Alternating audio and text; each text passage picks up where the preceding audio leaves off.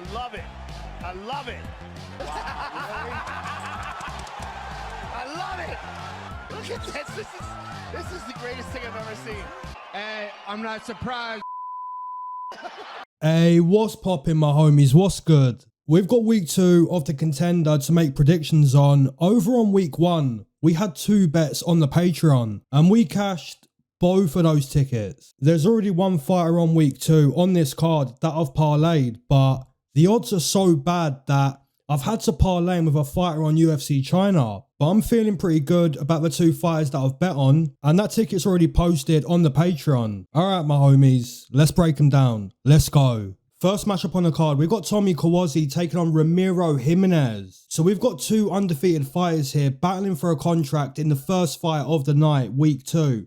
Cuozzi has a very aggressive fighting style, constantly moving forward, looking to bring the fight to his opponent, and he throws fast punches in the pocket, and he's got a decent ground game, decent grappling. So far so good for Cuozzi, but in all fairness, the competition he's been up against as a professional hasn't been too great. But I don't read too much into the resumes because you can only fight who's put in front of you. And that's what Cuozzi's been doing. He's fought everyone put in front of him and he's been victorious in all of those fights. He's undefeated as a professional. On the flip side, we've got a tough Mexican who's also undefeated. And just like his opponent, he's very aggressive. He marches forward. He brings the fight to his opponent. So guys, from an entertainment perspective, this is going to be a fast-paced, action-filled fight. From the first moment, from the first second, from the first round, there's going to be chaos. There's going to be action in this fight. But the difference here, in my opinion, is Cuozzi hasn't really been tested yet as a professional. He might start strong in the opening round. He might have a good first round. But as the fight progresses into round 2, into round 3, I think he's going to realise that there's an undefeated Mexican that's a little bit different from the opponents that I've recently faced. So that's the difference here. Cuozzi hasn't really been tested. He's going to be tested tomorrow night though. And I think Ramiro Jiminez, he's going to get a KO TKO in the 2nd or 3rd round. Next matchup, we've got Hokit taking on Guilherme Uriel, which I'm not sure I'm saying his name right. So I'm just going to call this guy a Brazilian dude, or the Brazilian heavyweight. The first heavyweight matchup on this season's Contender. And I'll start by saying this. Betting money on heavyweights is always risky. It only takes one punch at any moment for things to change in a heavyweight matchup. That being said though, Hokit seems like a solid heavyweight prospect. A former American football player now making a living by bringing violence to the octagon. And Hokit's style is pretty straightforward. Take the opponent down and maul the opponent until the ref steps in. And so far he's been able to implement that game plan with relative ease. On the flip side, we've got a Brazilian, which I'm going to attempt to say the name again, Guilherme Uriel. That's probably wrong though. No, the Brazilian does bring more fighting experience than Hokit, but the big question here is this. Can he stop the wrestling? Can he stop the takedown of Hokit? If the answer is no, can he pull off a submission off his back or find his way back to the feet over and over? I don't really see the Brazilian pulling off a submission. And I don't really see him working his way back to the feet over and over. So my first heavyweight prediction of this season's Contender has to be the undefeated former football player, Hokit, to get a ground and pound stoppage and earn himself a contract to the big time, to the UFC. Next matchup, we've got Louis Lee Scott taking on Kaushik Saikumar. Might have butchered that one too.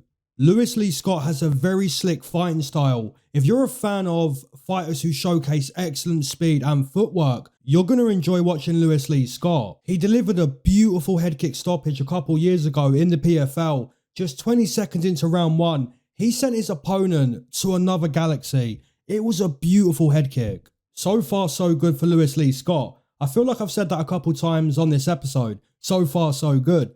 What stands out most to me is the speed and movement of Louis Lee. His striking ability is so fast and the footwork is equally as sharp. On the flip side, we've got Kaushik Saikumar, and he's quite different. He doesn't have elite footwork. He's not as quick with his boxing and he tends to plant his feet more. He prefers to stand in the middle of the octagon and fight in that Muay Thai boxing range. And that style is very different to Louis Lee Scott. You've got Louis who's more like a butterfly, someone who wants to showcase footwork, movement, speed. Whereas Kaushik Saikumar, he's more planted. He's more stationary. Now in the smaller octagon, it might be quite difficult for Louis Lee Scott to fully implement his footwork style. But in my opinion, he's still a few levels above Kaushik Saikumar. So if we're guessing who stays undefeated in this fight, I'm leaning towards Lewis Lee Scott. Now, Lewis Lee Scott did miss weight, which isn't a good thing.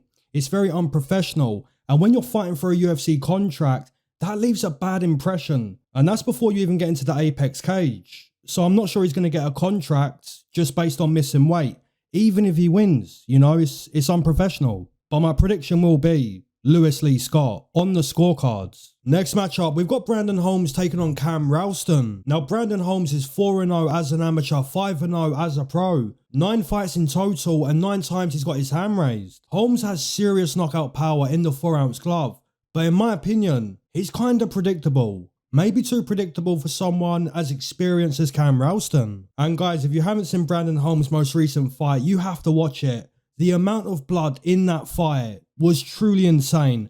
And the first round was just pure chaos. Now, Cam Rowston, his second opportunity on the Contender, it's going to be now or never for Cam Rowston. A decision win isn't going to get him a contract. You need a stoppage to get a contract if you're Cam Rowston. You don't just win the fight, you end the fight. You've got to dust up your opponent. Now, guys, I do believe Cam Rowston brings better cardio to this fight than his opponent. A cleaner point fighting style, stronger grappling, and overall more experience than Brandon Holmes. So there is things to like about Cam Rowston in this spot, but he can't just coast his way to victory. He has to hunt for a submission, look for ground and pound. So if you're Cam Rowston, bring the pressure, bring the chaos, bring the fight to Brandon Holmes, especially past round 1. And I say especially past round 1 because Brandon Holmes is very dangerous early in the fight. The power of Brandon Holmes is a real concern to Cam Rowston because Cam Rowston, his chin's in the sky, naturally. He's 6'2", so that chin's in the sky. But as the fight goes deeper, as the fight goes past round 1, that's where Rowston can apply more risk, apply more pressure, and look to break Brandon Holmes later in the fight. I do think Cam Rowston could potentially get a stoppage in this fight and cash as a nice underdog.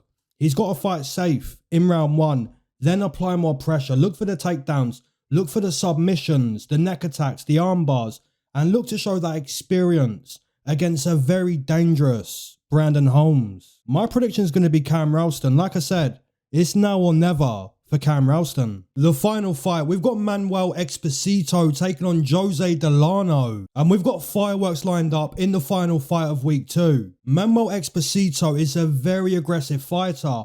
He stands directly in front of his opponent. And that's maybe not the best idea against someone like Delano, but that's his style. He's willing to stand and bang in the phone booth. And Exposito also mixes in takedowns, looking to follow up with ground and pound or submissions. In all fairness, Manuel Exposito's fighting style is very entertaining. You're not going to catch a boring Manuel Exposito fight, that's for sure. But he's up against Jose Delano, who's extremely skillful. In one fight that I watched of Delano, he fought almost entirely in the southpaw stance. Then I watched another fight of Delano, and he's in orthodox. And I'm thinking, is this guy a southpaw? Is he an orthodox?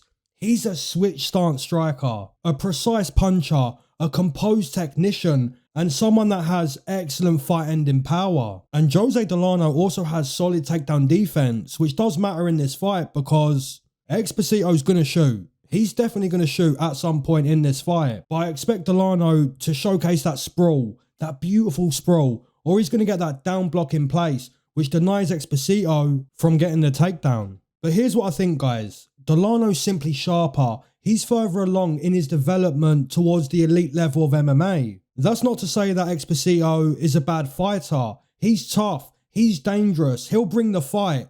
But he's more of a brawler. Whereas Delano, he's more of a composed technician. Someone that can find the mark with technical timing. There's a real difference in sharpness.